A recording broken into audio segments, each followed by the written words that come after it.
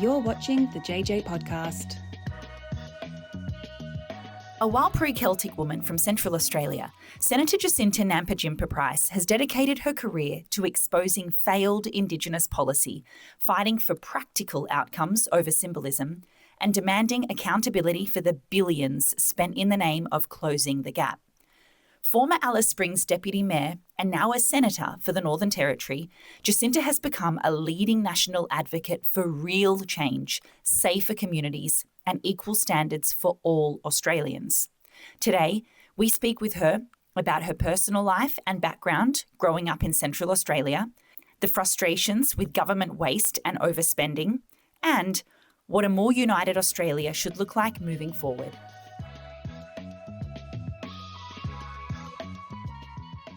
Well, Senator Jacinta Nampijinpa Price, thank you so much for coming in and chatting to us while you're here in Sydney. We really appreciate it.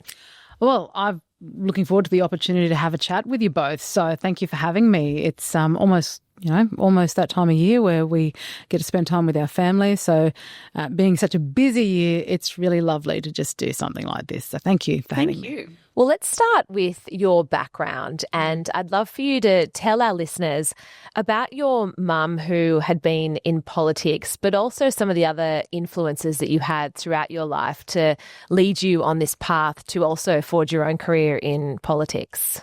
Yeah, well, I mean, I suppose, my mother was involved at the territory level when she was elected to the seat of Stewart in 2012. And following on from that, she became the Minister for Local Government, and the first time I decided to run for council was in 2015. So when I was elected onto council, I had the opportunity to be sworn in by my mother, who was the minister at the time. Special. A little bit of family history there. That I suppose if there was, if we'd belonged to the left, then they'd probably have already, put up statues for us in our hometown. Yeah. But we're conservative, Aboriginal women, and it confuses the hell out of the left. But, aside, I suppose, from, I think women in my family in particular have been particularly strong, on both sides of my family. I've got a huge Aboriginal family on my mum's side. There's over 2,000 Warlpiri speakers. And because of our kinship network, we're literally related to every single one of those speakers. And then connecting us to other family members in other language groups also, it's vast. The family is vast, and a lot of strong women in my family. My grandmother, my grandparents whose world changed when in their early adolescence when white people first came into their lives. So they were running around the desert, with none of the things that we have today, clothes and shoes and readily available food or running water, and their world completely shifted, changed dramatically. And I think I take my hat off to my grandparents, my grandmother for giving birth to 11 children in the bush, for starters. Just I think my mouth was open when I was reading this in your book. Yeah. And resilient woman behind a tree. Yeah. Oh my gosh. Yeah. Right. I know. And it blows my mind to think that, I've given birth 3 times and I've had the luxury of a beautiful birthing suite and doctors and medicine and all that sort of thing. But my grandparents understood that they saw the world changing, and they said, we've got to be part of this, because if you're not part of this incredible change, then you become diminished. We not only have to survive but thrive. And so I take from them, I suppose, they're very forward-thinking, way of looking at life, and the fact that they never viewed themselves as victims of anybody. They knew life was hard. My grandfather, as a man, he had to, it was kill or be killed. If you ever happened to come across your traditional enemies and they wanted to take your life, and so life was bloody hard living in the desert under those circumstances. And when they were intrigued by the arrival of new human beings and thought, no, we've got to be part of this. We've got to move forward with this. And so my parents' union, I suppose, was something that they were incredibly proud about, because they saw it as a sort of their lives and a traditional way, meeting a modern Australia and forming a union and moving forward together. But yeah, and then on my dad's side of the family, which is a vast, they all grew up Irish Catholic on the white fella side of the family, so big on having kids. So there's a vast family out there, Price family, around Newcastle and surrounding areas, and there's some very strong women as well. My grandmother, my dad's mother, raised her 7 children pretty much as a single mum, and I think of what she went through as well. I think sometimes we don't stop and think about those that went before us and the challenges they had to overcome, and the fact that their first house, my grandparents' first house, was made out of hessian bags. My grandfather built it out of hessian bags beside a little creek, and that's where my grandmother washed her clothes. It's And that's the Australian story, and that's why I suppose I'm vehemently opposed to dividing us along racial lines, because we're all human. Our ancestors on both sides have stories to tell, stories of resilience, and we should be grateful for what they've taught, they've left for us, so that we can, in a country that provides all kind of opportunity, we just have to take it if we're prepared to. Absolutely. And so. Yeah, I suppose, my grandparents on both sides really, draw a lot of inspiration from their journeys, and the women who have, done so much in their lives. One of my cousins in Newcastle is a sculptor, and she's got some incredible bronze cast works. The whales in Botany Bay, which was commemorating Cook's Landing, they're her works that she worked with the local Aboriginal people, artists there to create. And she's, she did the bronze cast statue of Brock at Bathurst, and she's got pieces all over Newcastle. And so, I have a lot of incredible, strong women in my family. I'll give a shout out to Catherine Britt, my cousin, who's a 5-time golden guitarist, country music singer that my lovely husband has done a lot of work with in recent times. But look, I draw a lot of inspiration from a lot of people, and particularly throughout my family. Yeah. You just mentioned guitar, so you've obviously worn a lot of hats. You've been a musician, probably still are a musician, counsellor, advocate, senator, mother, and this year grandmother. Yeah. So which has challenged you the most, and why? Parenthood. Yeah, I think we all agree. Parenthood. Coincidentally, we're all mums of boys too. It's so we're extra dry. Yes. Never a dull moment. No. I think, I think about how I was as a girl growing up, and I'm grateful I've had boys, I suppose.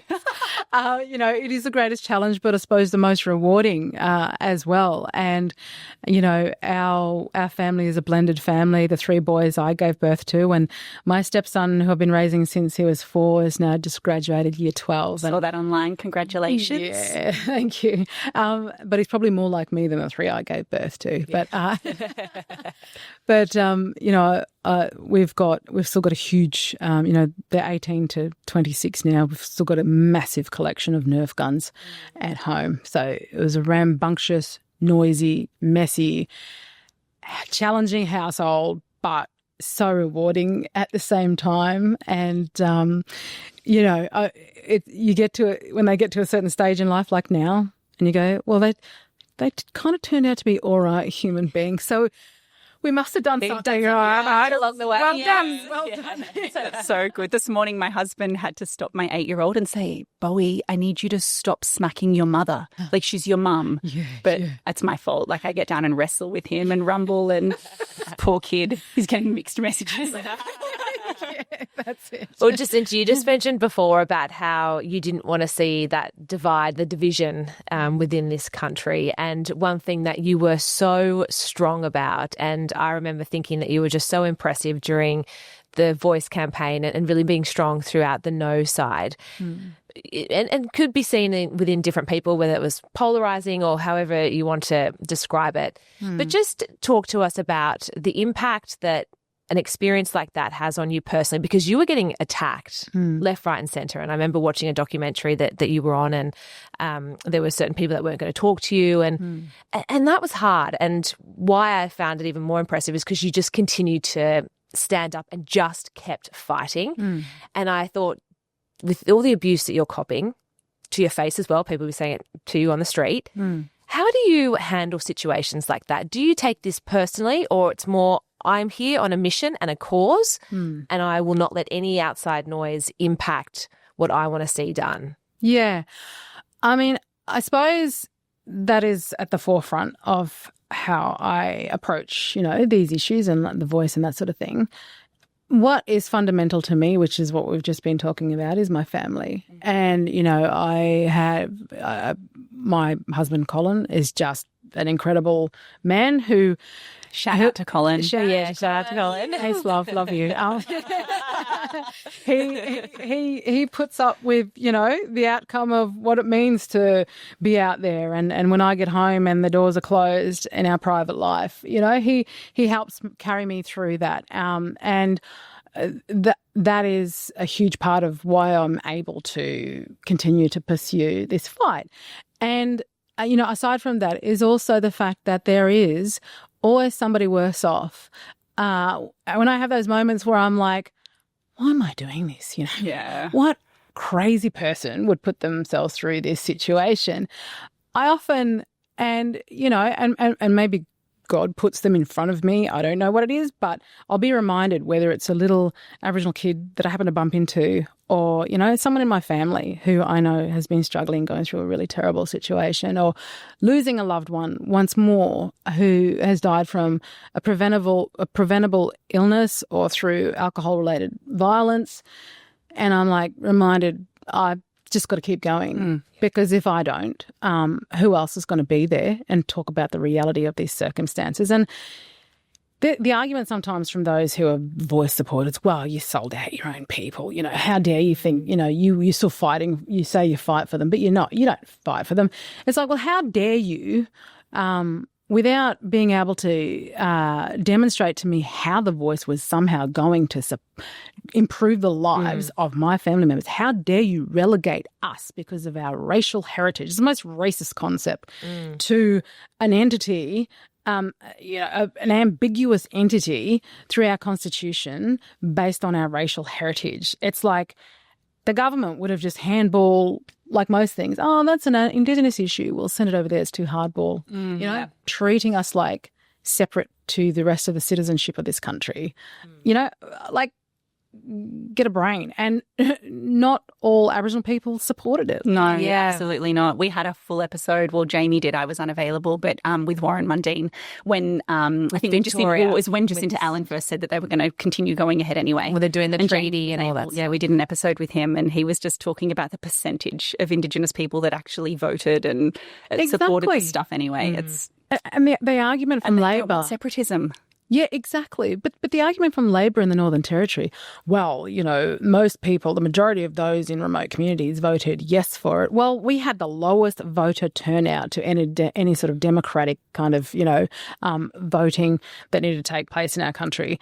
And of those that voted were those that were either persuaded by, the powers that be to vote that way. But those that didn't support it just said, I can't be bothered voting anyway, so I'm just not I'm going to refrain from voting. We don't even know what the voice is, so why would we don't even want to participate in this nonsense. Yeah. So this gets me on to the next point. You were talking about the powers of be, and it was just going to be another one of those virtue signalling type things. During the last election, or over the last few years, Peter Dutton had placed you in the shadow government efficiency portfolio. And we're just seeing a lot recently on our socials. Obviously, with Senate estimates this week, there's been so much that has hit the media, whether it be Annika Wells and the spending of flights, or the Green website. Oh my gosh, the list goes on. We've taken to putting a few things on socials, and it's just gone bonanza. Yes. So I wanted to specifically ask you, what were some of the things that you did see in that portfolio that just blew your mind? Yeah. What are you seeing now that's probably even worse? Yeah. Well, I mean, the referendum, $450 million for an absolute waste, where they could have been investing that money into bettering the lives of Indigenous Australians. I mean, you know, there was so much in terms of government waste. We saw it across the arts portfolio as well. And, you know, there's a lot of question marks over some of, like, you know, I think it was bringing First Nations perspectives to dentistry, or, you know, Yes. like all kinds of... And the one recently about the space program for $520,000. Dreamtime stories and space exploration. And that's what I put on social, is surely the Aboriginal community would have far better received the money versus being used to find a space link in his... It's just, it blows my mind. Totally. Or the AI robot to see if it could do realistic comedy. I think one of my favourite, though, watching you in that portfolio, was in a question time with Senator Wong, and were they trying to bring on an Indigenous foreign minister or no, thematic ambassador or something? Yeah, you were like, First Nations ambassador. yeah. And you actually said, are First Nations people not Australian? Yeah. And then she was like, well, we have thematic ambassadors in other areas. Why? Thematic. That's what we are. We're thematic. Oh, look at us. I remember just like watching it. Yeah, and of course she goes on the defensive and says, well, I'm a very proud, you know, Australian of Chinese heritage. I was like, I'm not asking you whether you're proud. Like, no one cares if anyone's proud. Well, we do care if we're proud to be Australian. That's what we should be doing, is encouraging our children to be proud Australians and not dividing us along the lines of race here. But that was an absolute waste of taxpayer dollars as far as I'm concerned. There should only be one ambassador for our country that represents us all. It's, you know, to suggest that First Nations, I can't stand that term because it's, you know, American, Canadian, or wherever it was adopted from. But, you know, it's to suggest that we're somehow different. You know, we're different. And anyway, those that sit in positions such as that position are usually, generally, very different to Indigenous people in remote communities who are still first language speakers, who still live within the confines of traditional culture, and they very much live lives not very much, you know, different to all other Australians in this country. So how are their perspectives going to really differ from the average Australian? And if not, if so, why don't you just appoint an Indigenous person as the ambassador for this country? Is it making another position altogether and wasting taxpayer dollars? But the $96 million on the bomb website. We're literally creating our website like this week. And we've got $2,000. We've got some people we can suggest for you. Yeah. But just on your government efficiency portfolio in that shadow space, one thing that's come out recently was the Liberal document that has been leaked about the review of the election loss. And one thing that stood out for me in this review is the fact that it came down to, and they're sort of pointing to Donald Trump as one of the main reasons why the coalition lost the election, and pointing to your portfolio because that was linked to Elon Musk at the time. And when I saw this, and I thought, gosh, I wish it was that easy. I wish we lost because of Trump. There are so many other things. Yeah. But Trump was the reasoning in this document. Well, a lot of it was blocked out, so I've just seen what's out in the press. Yeah. But what do you make of comments like that it was because of Trump and a portfolio like... Well, I mean, let's face it, there are elements of the left-wing media who certainly want to paint me in a particular light. They don't like me at all, which is why I'm sure there was a bit of a tilt on that particular... I don't know, Paul Sakal's got a bit of an issue with me. I don't know why. But anyway, I know that they'd love to be able to suggest that it was, it was related to the whole Trump element. And look, while at the time we were dealing with the Trump tariffs and the way in which he treated Zelensky and that sort of thing, that might have been an element. But ultimately there were a whole raft of the fact that we had to take responsibility for the fact that we weren't delivering policy in a timely manner. You know, the bullets were loaded in the chamber in terms of policy. We didn't fire that gun. And that was very frustrating for many of us in the shadow cabinet at the time. And we failed also to call out Labor's lies, you know, when it came to Medicare, when it came to the cost of nuclear, you know, to just we should have completely called out their lies when it came to, you know, working from home. And they painted us as anti-working from home and anti-women. You know, they had to tag that one along. It's like, come on. If we just provided a coherent argument to the Australian people and delivered policies in a timely manner, we would have been able to demonstrate you know, this is what we stand for, this is what we're going to deliver. But I think a lot of our election was driven by fear. And instead of getting on the front foot and controlling the narrative and saying, we are your alternative government. The other thing is that wouldn't have had to happen. That whole working from home thing came out of the fact that the Labor government had brought on almost 40,000 more bureaucrats. Exactly. And there was some crazy statistic that like 61% of them are working from home and that those stats of working from home are higher than what they were during COVID. Yeah. So the total mismanagement of the current government, like if they weren't just employing people with monopoly money, then that whole debate would never have even needed to happen. But you're right, it didn't get prosecuted properly. The story didn't get sold. I'm massive on messaging and communication, and it's my biggest pet peeve with the Liberal Party. Yeah. Because I just think, oh my gosh, never has there been a time where you've got so much ammunition, So much. and yet all you can do is fight amongst yourselves. Like it's... Yeah. Oh, very, very annoying. Now, you just mentioned before about being proud to be Australian, and we need to ensure that we can sort of reclaim that. It seems as though in today's day and age, it's lost. And it really hit home to me recently. I was watching a trailer for the 1983 America's Cup win. And this is when Australia won, and it was a really big upset. 1983. And I strongly actually suggest that everyone that's listening right now is to go and watch this, because the sad thing that comes out of it is how patriotic everyone is. They're showing images of the streets and all you see, and I'm not exaggerating. Now, I get it. This was a very exciting time because it was unheard of, but the Australian flag was everywhere. Yeah. People were like cheering and waving it and celebrating with it. And it was it was incredible to watch, but I actually felt really sad watching that because from 1983 to now in 2025, and I've got very young kids, and I just thought this is not something that we see at all. And it then really was reminded to all of us the issue with the flag when you and Senator Hanson wore the Australian flag on your shoulders. It was Flag Day as well, so it's not like that's just some random day.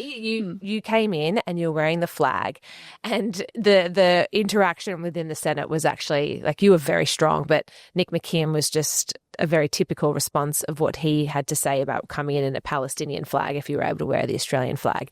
But even just as though they were and narratives. Exactly. But that's the problem, though. We have people in our government that think that is okay behaviour to slam you for wearing our Australian flag. And as his rebuttal was, well, I'm going to come in a Palestinian flag. And I watched that and I thought, that right there is our issue, is that someone would rather have the Palestinian flag, that you're not from there, than have pride and be proud of your own flag. Yeah. How do you feel about this? And what can we do to try and change this to make people proud of who we are and our flag again?